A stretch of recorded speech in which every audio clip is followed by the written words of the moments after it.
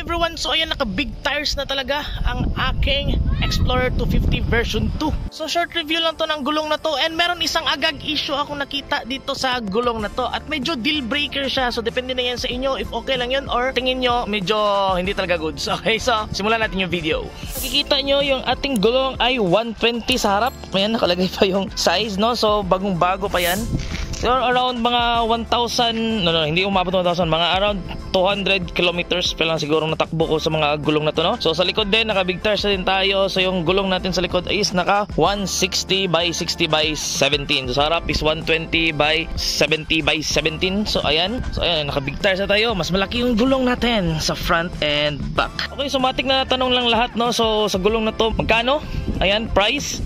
So gulong na to is, yung sa likod naman is umabot ng 3,400 and yung sa harap naman is 2,300. So pang set ko yan binili, so plus nyo na lang yan. Then of course yung pagpalagay, iba na yung labor, okay? Or kung kayo lang naglagay, so ayan, mas makakatipid kayo. And next naman na matik na talaga na question ng gulong na to is, makapit ba? Okay, yan yung isang malaking tanong ng mga gulong na to, makapit ba? Okay, so i-compare mo sa stock, okay? I-compare mo sa stock yung sa CST niya, makapit na siya, talaga siya. Mafe-feel mo talaga na mas makapit tong gulong na to compared sa kanyang stock. Kasi, ayan, kunyari ito, may kuko ako.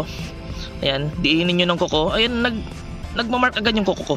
So ibig sabihin medyo soft compound siya. Hindi ko alam kung soft compound talaga to or medium compound to. So pag mas malambot yung gulong nyo, ibig sabihin yan mas makapit. Pero note lang kasi pag ang gulong nyo mas malambot, ibig sabihin yan mas madali na pupudpud yung gulong nyo. Okay?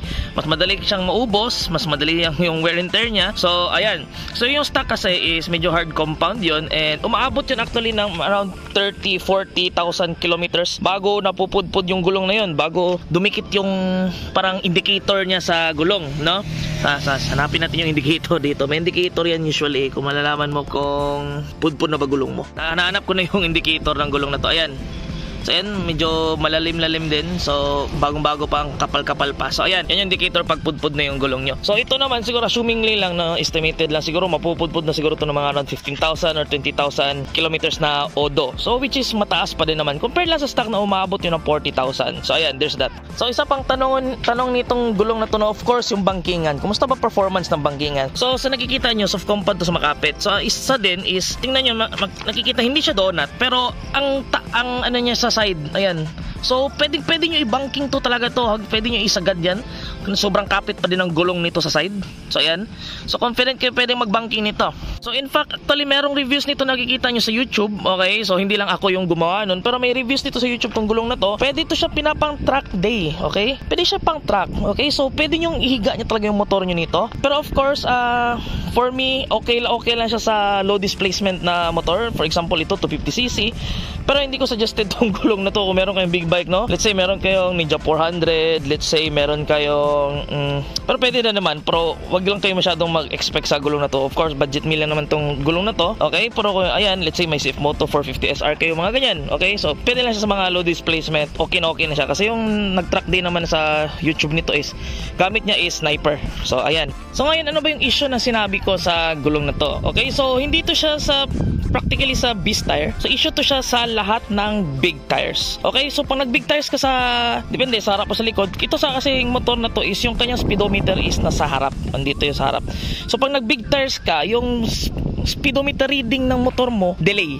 Okay, nagiging delay siya. So paano delay? So for example, meron tayong malaking bato dito, kunwari gulong yan, at isang maliit na bato.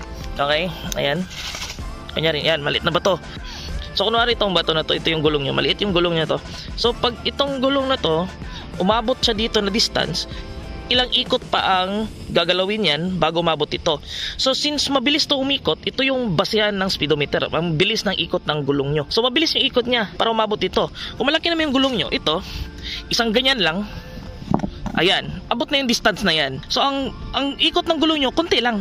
Yung pag-reading ng gulong nyo is maliit lang yung ikot niya. So ibig sabihin yung speedometer nyo delay yung speedo. So sa napansin ko naman, observation ko naman sa motor na to, yung nagdiktar ako, so yung mga 130 ko na speed noon, ngayon mga nasa 115 na lang. So ganun yung kalaki yung difference ng kanyang speedometer. So kung maabot ako ng 130 na takbo, nakikita ko lang sa speedometer ko is mga nasa 115 lang. So ayun yung issue na nakikita ko talaga pag nag big tires kayo. So sa big tires yan, kaya yung mga motor naman na naka rim set, sobrang liit na mga gulong, kayo nag-a-advance yung mga reading nila. So yung takbo nila nasa 120 pero yung nasa reading nila mga nasa 150 na. So yan, ayan yung totoo sa mga speedometer. Okay? And short video lang naman to, no? So ayan, if na-enjoy nyo yung video na to, don't forget to hit that subscribe button down below. If na-curious kayo sa build na to, so pwede nyo i-click yung down below, yung Ducati concept na yan. And thank you for watching. Ride safe!